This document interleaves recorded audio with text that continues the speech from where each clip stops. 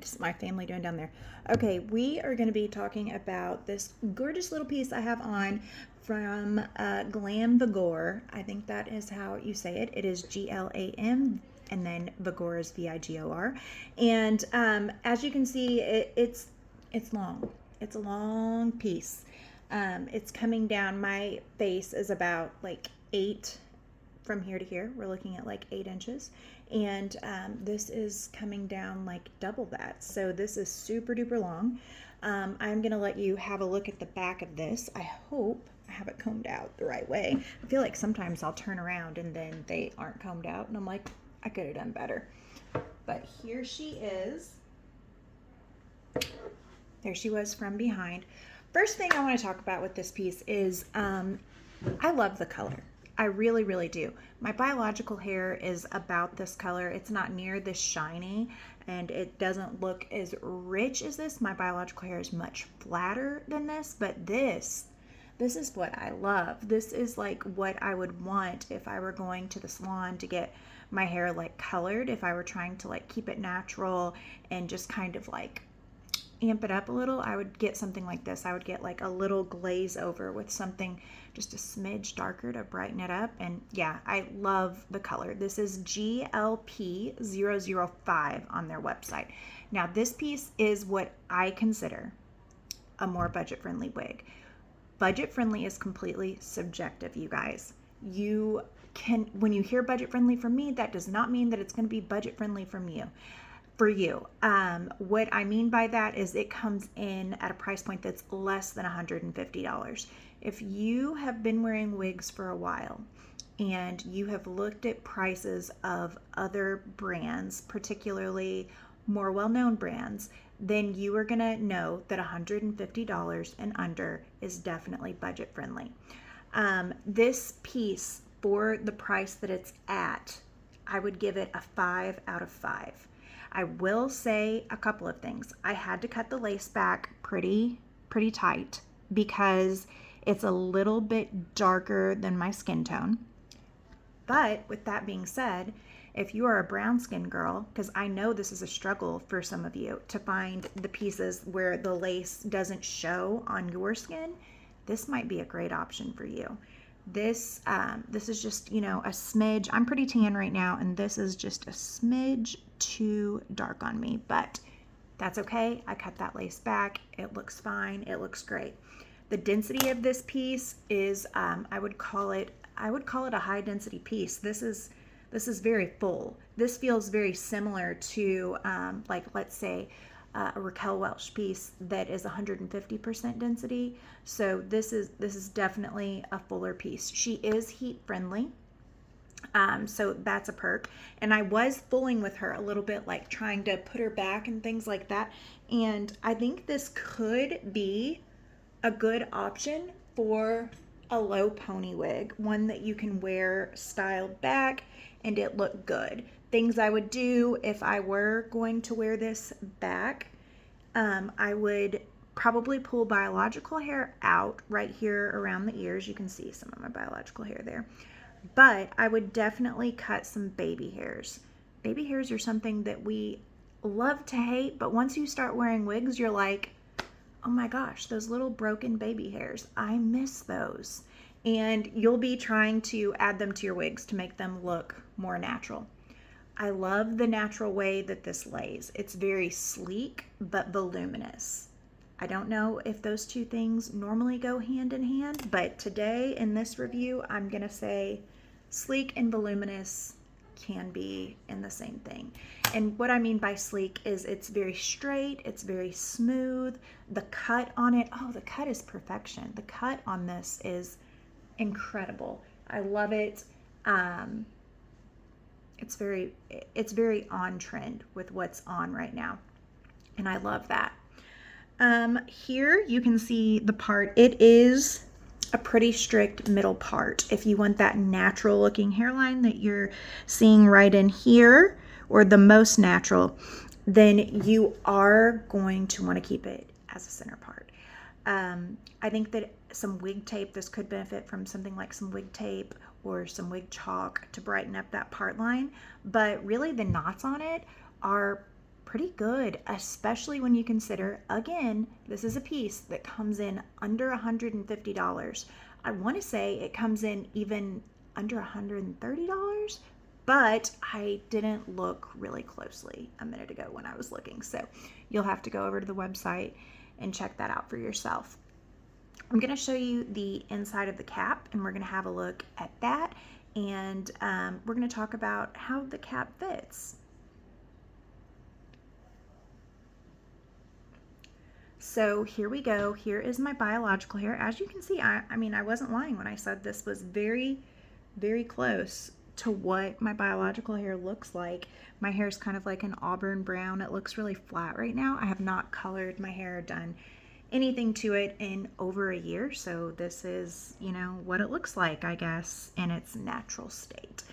But onto the wig. I am a 21.5 now that I have some hair that is back here in this little ponytail. So I have a very average sized head circumference. This fits wonderfully on me. If you are a little bigger than 21.75, I think where you might struggle is not in the circumference of the wig, but in the coverage from right here to the nape. I feel like that may not be as forgiving in stretch as it is in the circumference. On the inside, you're going to see that she, like I was telling you, she has that middle part, and then she blends into some Swiss lace over here, and then it is a completely enclosed cap throughout. She does have these ear tabs. I have a love-hate relationship with ear tabs. I don't feel like they're very comfortable. I have thin hair. It doesn't feel good to me to wear a piece that is digging into my scalp. But if you're somebody that likes that extra security on your caps of your wigs, you're gonna love this, because not only does it have the ear tabs on both sides, right, or the clips right here on both sides, it also has one right back here. You're gonna see that it has the old, what I call a bra strap, adjustable nape back here. It just clicks, pulls right out, and then goes right back in on both sides. Now, she does have baby hair down here on the nape. That is another reason why I feel like this could potentially be an excellent piece for somebody that wants to wear their hair up. You're going to have that baby hair down on the nape, so it's not going to look like Barbie hair or anything like that. If you decide that you want to remove these clips, all you're going to do is get something like a stitch ripper. You got it, you know, if you just Google rip stitcher, stitch ripper, you're probably going to be able to find what I'm talking about. But if you don't want to do that, you could probably use a pair of scissors and just get in there and clip away right at these pieces, right at these stitches, and remove those. I feel like I'm definitely going to remove the ones on the ear.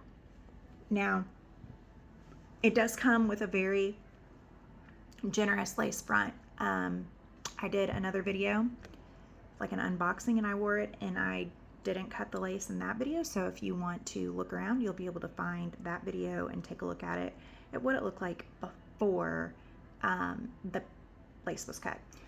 She has some good stretch, like I was saying, throughout as far as like the circumference of the hair goes, but like I was telling you, I'm just really, I would be concerned about from, you know, top to bottom, if there's enough stretch, if you kind of have like an extended size in the back. I am going to put her on one more time so you can have a look at her. And again, this is GLP 005.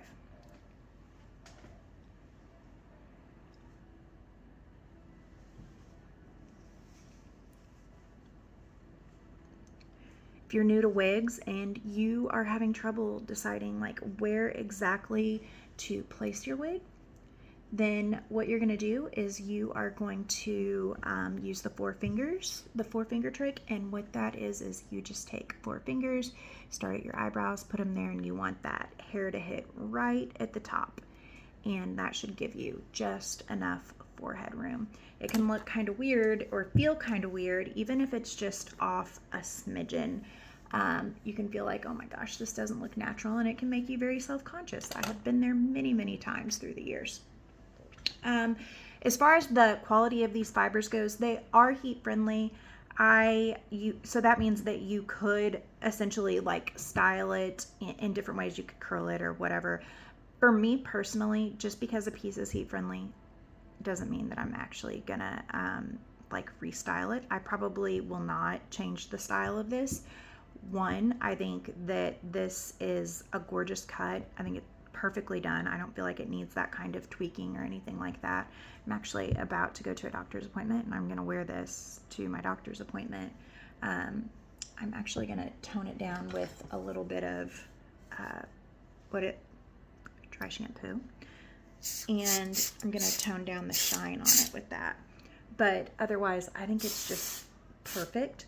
The other reason is, I mean, something has to give, right? When it's a budget-friendly piece, when it's not a piece that's $500 or something like that, and it looks this perfect, right out of the box, I feel like maybe if I curl it, that might be the place where I see that, oh, this was $150, and I feel like there has to be a give somewhere, and it might be if I style it with heat, then it might not hold up as well. But I don't honestly change very many of my heat-friendly wigs. I don't really restyle them. Anyways, I'm rambling here. If you don't know, heat-friendly wigs, they're, heat-friendly versus not heat-friendly wigs. What's the difference?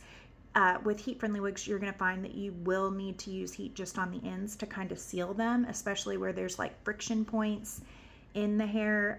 Like friction points are where my hair hits my clothes, because they are going to get a little frizzy after a few wears. If you are wearing a like regular synthetic, then you're going to find that you don't get those friction points. So yes, I give this wig 5 out of 5. I think it's gorgeous. I love the density. I love the color. I love the price point. The price point and the quality that I see right here and the way that the cap fits gives this a 5 out of 5. I think it's very hard to find a wig that is both price friendly and good quality. And it seems that Glamvigor, has mastered that in this GLP 005. I have not tried other pieces from them, but I would be interested in trying more because I want to see if the quality is consistent. If you need a link to this piece, just say GLAM down below and I will